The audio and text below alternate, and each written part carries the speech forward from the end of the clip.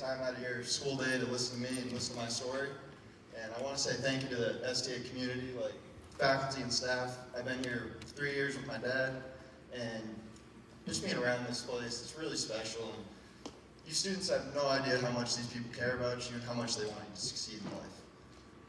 If you ever need to ask for advice, you have unbelievable people around here to ask, and they want to help you get to that next level of getting to college and getting to the real world. So, I've played in front of thousands of people, done countless interviews, met Derek Jeter, probably the most nervous moment of my life, and I think you guys got me more nervous today to be up here. So, I'm excited to tell this story, and I hope you guys will give it a listen. So I grew up in Exeter, New Hampshire. I'm 23 years old now, 5 years out of high school. And growing up, I went to Exeter High School a lot. My dad was the coach at Riviera College in Nashua, New Hampshire. And grew up in an athletic family. I have a little brother, also an athlete. So, we had a very competitive childhood growing up. And I remember, my dad telling me at a young age, if you want to work hard, set goals, you gotta continue working hard and get there. And I remember him saying, whenever you think you've worked hard enough, there's always someone out there that's working harder than you. And that's something that stuck with me my entire life. I've gotten to the point where I'm at right now playing professional baseball because of what he told me, what my mom, all the support they've given me. That's where I'm at today. So a little bit of quick overview about me. I was an 11 out of 12 season varsity sport athlete at Exeter High School. Won 2 state championships there, played in a lot more state championships, played in 2 football ones, basketball we made it to the Final Four.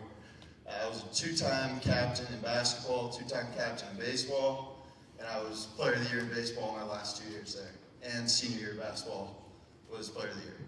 I then was fortunate enough to go on to Boston College and further my education along with playing baseball, where I was the first 2-time All-American in Boston College history, and then, again, reached the ultimate goal of playing professional baseball when I was drafted by the Miami Marlins. I was a second rounder for them, and, it's been everything I've dreamed of and more. So, my mom was also a huge influence in my life. I talked about my dad talking about working hard, to achieve your goals, but my mom always talked to me about not only being a good athlete, but focusing on yourself in the classroom, focusing on being the best person you can be. And, those two, everything they did growing up, you have no idea how much parents sacrificed for you guys. There was countless weekends where we would drive 12 hours to play a baseball tournament. My dad and mom drove my little brother all around the country chasing his basketball dream. And I can't thank them enough for everything they've done for me in my life. The support, everything, it's just been so much. I can't thank them enough for that. So going into high school, I grew up around Exeter High School. My mom is the assistant athletic director there. She helps out with Coach Ball. And, I went in there. I was excited to get to high school. I had been extremely successful in Little League, middle school. But going to high school, I was like, it's finally time to grow up and become a man, pretty much. And, I was fortunate enough to play varsity athletics my freshman year, basketball and baseball. And, a little bit about that, growing up, I was the young kid on the team. I was hanging out with 18-year-olds as a 15-year-old. And I, like all high school kids, you want to experience new things. You want to go out, hang out with these people, go have fun with them. And, I found myself getting into that freshman year a little bit, and, something I had to go through and grow up. There was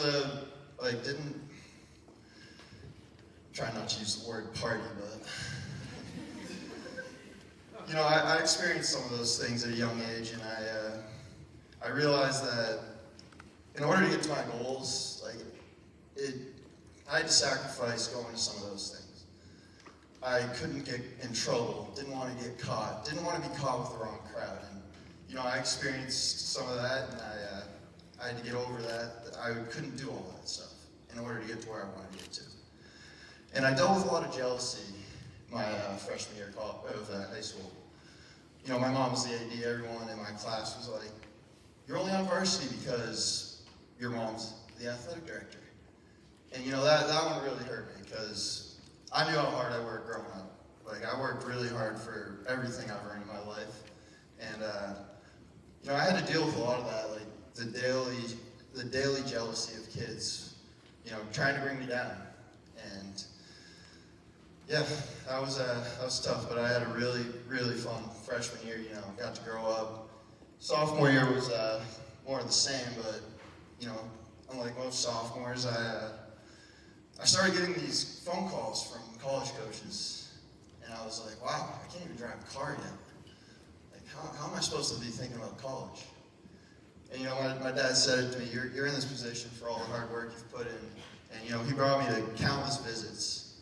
I ended up committing to Boston College my sophomore year winter. And, that was the new goal. That was the new goal in my life, was to be an ACC baseball player, to be a really good student at Boston College. And that sophomore year, that decision I made, as you can see, it really worked out for me, and I'm happy I was able to make that decision at 15 years old. So, junior year was just more of the same, like growing up, focusing on, being the best version of myself, focusing on baseball, focusing on basketball, enjoying playing all three sports. And, I started to sacrifice more and more at that age. We talk about popularity, like I was a pretty popular kid in high school, but I didn't go to all the get-togethers on weekends. Like I was dead set on that one goal of being the best baseball player I can be when I get out of Exeter High School. I was in the cages on Friday nights. I was hanging out with my family on Fridays and Saturdays instead of going out with my friends. And when I did get together with them, I had a small group of friends that I knew I could count on and get together with. It wasn't cool for me to go out and, go to the best places, hang out with all the people. I just knew I had my few friends that I could count on, and those were the people that I wanted to be with and surround myself with. Senior year was probably my favorite year of high school, but also my most challenging year of high school. Again, dealing with more of the jealousy. My little brother entered high school, and I like to joke about it. He's a better athlete than me. I will continue to say that. He's always been the best athlete in the family. But, we dealt with a lot of jealousy together. Like, I remember times we were playing basketball together, and, he's a freshman playing, and he had a game-winning shot, and half the bench didn't even stand up to celebrate for him. And that hurt me because, that year with my brother was one of my favorite times in my life. Like, I'll never get that year back. We were very fortunate to go to the Final Four that year. We ended up losing in the semifinals, but being able to walk off that court with my little brother and go to our parents and have that moment as a family was one of the best moments of my life. And looking back on it, I wish there wasn't as much jealousy, but it was a part of my life and something I had to deal with. Now, when senior year was coming to an end, I was already ready for college. Like that was where I was at. Like, he talked about the bubble bursting of high school. High school's a great time, guys. Like I said, this is an unbelievable community. You're gonna have some friends here that you're gonna keep in touch with for the rest of your life. But it does come to an end. Like, there is so much more to the world out there that you guys are gonna experience over the next 10, 20 years of your life. The world is a great place, and I can't wait for you guys to experience that. But just remember, high school does end. When I got to my last week of high school, we won the state championship that year. And, I walked off that field and went into senior week. And, I didn't have a lot of, I had my close group of friends, but I didn't have a lot of friends. So I was ready to move on from the Exeter High School and get ready for Boston College. So I don't think I went to anything senior week besides graduation. And that was partly due to a lot of the jealousy. I was kind of over it. I was ready for college at that point in my life. And, I went and played in the summer college team and started playing that during senior week. So I kind of missed out on it, but again, I had some of my best memories of high school. Like, high school was a great time. It helped me grow up. It made me tougher. It made me a better person. It showed me the person that I want to be and don't want to be. And I just want to touch on this. I know you guys probably have heard it all the time, the word bullying. You can choose to listen to me or not here. I know what it's like to be a high school student sitting, listening to a guest speaker, but like the topic of bullying, there's no time and place for it, guys. Like I was one of the popular kids. I watched my friends do it all the time, and I was like, what's the point? Like when I got to college, I look back on it, I'm like, there's no place for that. Everyone grows up. Like everyone goes to college and becomes the person they want to be. There's no reason to put people down in high school. There's no reason to pick on someone. There's no reason to, be affected when you're getting picked on. It's all so small in this world. And like a good story I like to tell is, my little brother, he's a lot more brave than me. Like he's not afraid to tell people off, and I'm proud of everything he's done athletically and as a person. But the most proud I've ever been of him was when I heard a story from my parents that he stood up to a group of bullies in high school and told them to stop picking on this kid. And that made me more proud than anything he's ever done on the basketball court, baseball field, football field. Anything he'll do in his life, that'll always be my most proud moment as a brother. So, last thing with that is, looking back on it, I know a lot of those kids that did the bullying regret it. 100% regret it. And, they've probably tried to change and become a better person. But a lot of those kids that were bullied went on to be some of the most successful people for my grade. So, for those of you who are affected by it, not affected by it, just try to make this community one. Don't do it to each other. There's no time and place for it. Okay? Alright, so after high school, I was very blessed to have the opportunity to go to Boston College. And I will say right here, I'm 23 years old.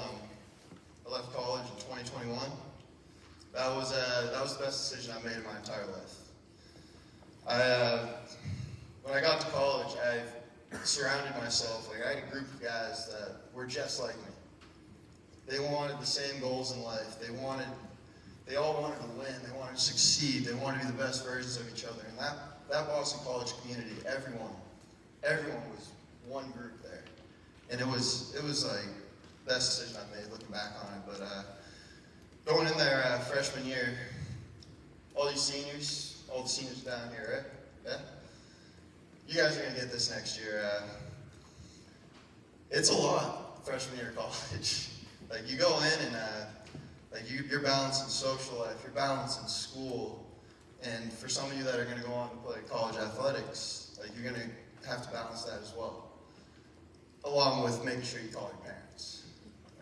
Make sure you guys do that. That's a big piece of advice. But I really struggled my freshman year. I was an honor student at Exeter High School, but when I got to Boston College, I felt like an outsider in the classroom. There are a lot of smart people out there. Some of you are probably smarter than me right now, but I felt like an outsider in the classroom, and it took me a while to adjust to that. And socially, I was I didn't really go out and about that much in high school. When I got to college, I had a group of friends that we went out and had a good time and enjoyed each other's company, but I didn't do a good job balancing that with school, and then you throw baseball on top of it. It was the first time in my life I've been kicked in the mouth a little bit, kind of stunned me. And that's what I realized. Once I left the Exeter High School, when I got to BC, everyone is that good. Not only on the athletic fields, but in the classroom and socially, everyone is the same. There's so much out there outside of this. And I remember, my parents kind of giving me a little wake-up call, and then I didn't listen, of course. I was 18, I knew everything. But when my coach sat me down at the end of that fall and said, hey, you're not going to play your freshman year when you come back. You had a really tough fall. Your grades weren't that good. And I was like, all right, it's time for me to wake up here and get back to that goal I set when I was in high school, the goal I've had since I was a little kid. And, after that, I started to learn that, talking to teachers actually helps. So I turned my grades around. I started to learn how to balance the social life of Boston. And then, baseball, I came home for 4 weeks that wintertime and just worked harder than I've ever worked in my entire life. And, I thank my parents for kind of putting me on that path. I thank my coach for being completely honest with me. And then I went back my freshman year and had a really good freshman spring and was an All-American that season. We ended up going to the ACC baseball tournament, and that's probably one of my most favorite baseball memories. I hit 2 home runs against Clemson to give us a win and help us win the pool and go to the ACC semifinals. So that was a lot freshman year, a lot of experiences, but it was a good time for me, and it helped me grow up. Sophomore year, we more of the same. Like, I learned to balance everything, but I missed something. I actually got the opportunity to play in the Cape. Sorry about this. I went to the Cape my freshman year after my freshman season, and that had been another dream of mine since I was very young. I'm sure a lot of you have been down to the Cape. Yeah? The Cape League baseball is like none other. And that was the first time I realized that I have a new goal in life. Like, I can play with the best players in the country. I actually have a shot to play professional baseball. So that summer I dealt with a lot of struggles. I remember calling home a couple times and saying, like, the start of the year I didn't get a hit for my first 40 at bats. I'm sure all you math people know that's not very good. But I called home and I was like, I'm not good enough. Like, I'm ready to come home. But they just said, my parents said, keep going. Their belief and support was everything I needed. And, I kept going and ended up becoming a Cape League All-Star. And, that's when I was like, okay, I can play professional baseball. Sophomore year comes around, COVID. We all hate COVID. And it was a tough time. It took away a whole year of college from me. And, that's one thing I look back on from Boston College, and I'm like, wow, I wish that never happened. I feel like I got a whole year ripped away from me. And, we just had to get through it. It was something this country's never seen, this world's never seen, but of course it happens in our lifetime. But junior year was the year. I realized it was the year that I could possibly leave college. It was a bittersweet moment for me in life. And, playing in front of scouts, watching your every move, I learned to deal with pressure that year the most I had ever had in my entire life. And had a really good junior year, ended up getting hurt halfway through, and I had to make a decision my junior year on if I wanted to keep playing with my friends, my teammates, or if I wanted to stop playing and not risk my chances of getting drafted. So I ended up playing with 2 broken fingers. I had to hit like this. All you baseball guys, it's pretty hard to hit like that. But, I made the decision to play because of how much I love my teammates, how much I love my coaches, the friendships I made when I got to college. And, walking off that field with those guys was one of the saddest moments of my life. But, there's a couple of us that had the opportunity to get drafted that summer. And, July 12th, 2021, my goal, my dream came true. I was drafted by the Miami Marlins in the second round. Miami, awesome, a lot of fun. But, that was being there. I mean, you see the pictures up here. Like, I wanted to put the picture of my entire sport, my family, friends, significant others. Like, that was one of the best days of my life.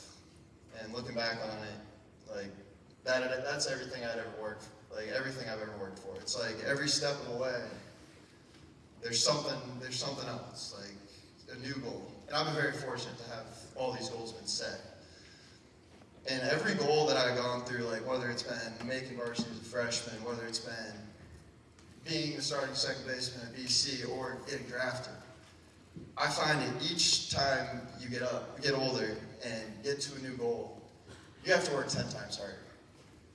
Like, hard work and dedication has gotten me to where I'm at today. Pro ball. I got assigned to low A, which is the lowest level of minor league baseball my first year. And it was a culture shock a little bit, you know.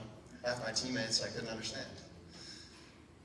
They spoke Spanish, and I wish I paid more attention in Spanish class, but you know, I struggled a lot in pro ball, being away from home the first time, dealing with the pressure of being a second-round pick. And again, all these moments in my life leading up to this helped me get through these moments.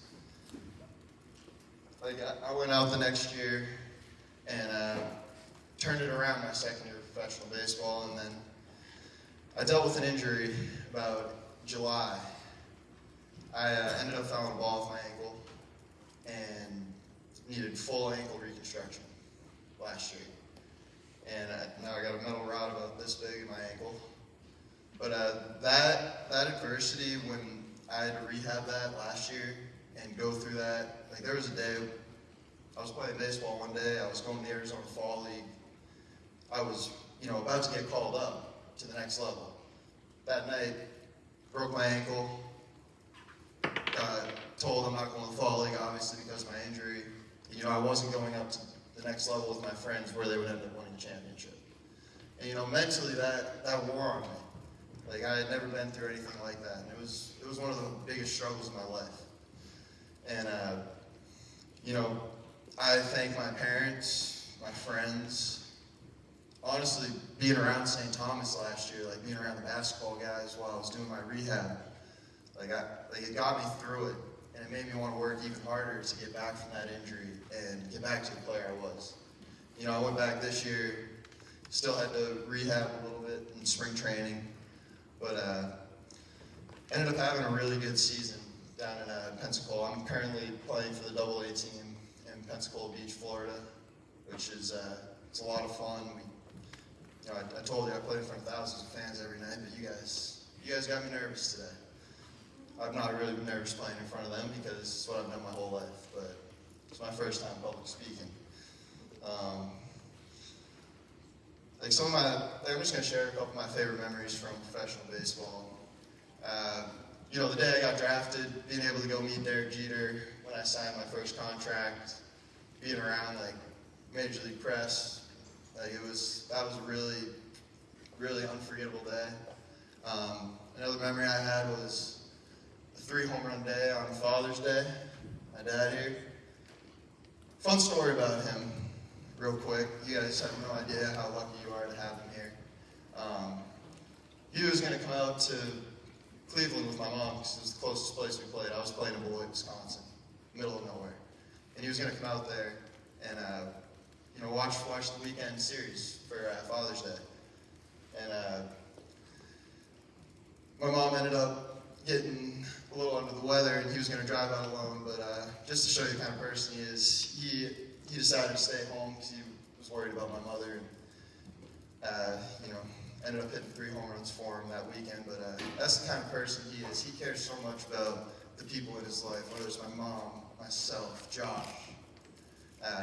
You guys especially, like, you have no idea. I'm on the phone with him talking about a baseball game, and next thing you know, we're talking about the St. Thomas community, the St. Thomas basketball team. How are the boys looking this year? So, you guys are lucky to have them. You're lucky to have this staff. But, yeah. And then the next memory was this season down in Pensacola. My mom finally was able to see me play. She hadn't seen me play in 2 years in person. And first time out there, I ended up hitting for the cycle. And, you know, I was almost tearing up a little bit after the game when I was able to give her a hug. It's her first time seeing me, and of course I do something that cool. It's crazy how baseball works, how beautiful the game it is, and I'm fortunate enough to still be playing it. Looking at it right now, I'm in my 3rd off season. I've had all these experiences in my life. You can say it, like, I have succeeded in everything. But right now I find myself this close to making it to the major leagues. And this is the hardest I've felt I've ever had to work in my entire life. This is the hardest step I think I need to make. And, being this close, it's really hard because you're like, oh, all I gotta do is this, all I gotta do is that. But no, there's so much work that has to be put in. I've worked so hard for everything in my life that right now I find myself, it's that much harder to reach that ultimate goal, that ultimate dream that every 4-year-old has since they pick up a baseball bat. And I'm working hard, but I'm hoping to get there, and hopefully I can leave you guys some tickets at a Red Sox game sometime. But the moral of my story today: hard work and dedication. If you want to reach a goal, those are the two things you need the most. I had people tell me in high school, you're not going to make varsity as a freshman. I had people tell me, you're not going to go to an ACC school. When I got there, they said, you're not going to play in the Cape. When I got to BC, they're like, you're not going to be a professional. I had so many people saying that you can't do this, you can't do that. But the biggest thing I believed in was myself. I believed in my hard work. I believed in my mentality. And I had a support system like no other that would believe in me no matter what I did.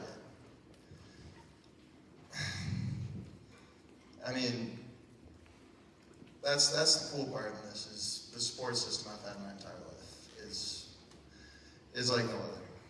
But if you want to get a goal, if you have a goal in life, whether it's being a doctor, performing on Broadway, being a professional athlete, whatever it may be in your life, don't listen to people who say you can't. It's you that really ultimately decides whether you're going to reach that goal or not. And if someone tells you you don't, maybe they shouldn't be around in your life. That's something I learned too. Like if they don't believe in you, maybe they're not your friend. Maybe they're not supportive of you. And I learned that, and I surrounded myself with a group of people that believed in me and who also had the same goals as me. And I'm very fortunate now, talk about high school, I didn't have many friends. I met some great people in high school that are still around in my life today. One's over there, former STA person. She went here freshman year, but she's been with me every step of the way from freshman year of high school to now. But I had a small group of friends that believed and supported me and not only wanted, I wanted my dream, but they wanted it for me more.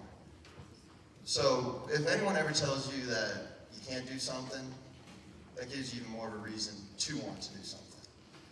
So I just want to thank you guys again for having me here today. I'm going to open it up for a couple of questions too, before we get on time. Good? And I'm calling you out first day of hoops. You got any questions? No, not right now. You got to think of one though. Does anyone have any questions? I'm gonna force this to happen. I'll point out some people. Come on, when are you seeing your step up? All right, so, as a teacher, older person here, when you say that you're about to face the toughest goal that you've faced, how do you characterize that with the other amazing goals that you've achieved in your life? Like getting into the major league. How do you assess the difference between where you're at, which is incredible, with where you want to be? Yeah, some people can look at it and be like, wow, you've done a lot. And like I said, like every step of the way, it's been like a new challenge. And I've always found my way to it. And right now, I'm learning that everyone's as good as me, if not better. And that's forced me to work even harder because, I've always been really good at what I've done. And, major leaguers are the top 0.3% of the world. And, one of my best friends from college, Sal Freilich, he's a big leaguer right now with the Milwaukee Brewers. And, he talks about the challenge of it. It's just sticking with what you do, like knowing who you are, staying truthful to yourself, and finding consistency in you as a player and as a person. Like, that's the biggest challenge I'm trying to find right now is, I'm really good at baseball, but you got to be consistent. Like, it is, like, at this point in my life, baseball has always been fun and a game.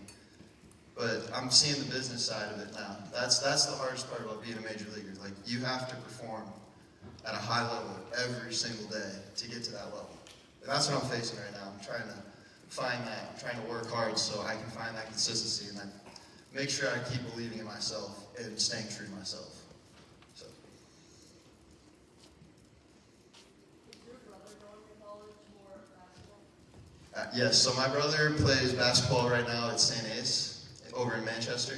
And, I'm actually really excited. I'm seeing him play for the first time tomorrow night. I've been traveling around, but excited to watch him play tomorrow. And you got a question yet? What's your favorite college team that you played? That's a fun one. I'm going to say Florida State. Why? Now you're full of questions. Florida State, a lot of history behind Florida State. They went to like 40 straight NCAA tournaments. But, playing there my freshman year, they do this, they sell out, it's probably like 10, 15,000 fans a night in that stadium. This is a fun story too. I think I had 15 at-bats that weekend, and they do this chant every time you get 2 strikes. They go, K-time, which means strikeout, baseball terms. I think 7 out of the 15 at-bats I struck out. It was one of the coolest environments I've ever played in. And looking back on it, I'm like, wow, that was like really cool what they did to me. And I'm like, I let it affect me then because I was 18 years old, first time playing in front of that many people. But yeah, Florida State was definitely up there. I liked Arizona State too. We got to go out there and see a lot of history and see a different part of the country. So also love playing in Fenway. I got the opportunity to do that at BC. So anybody else?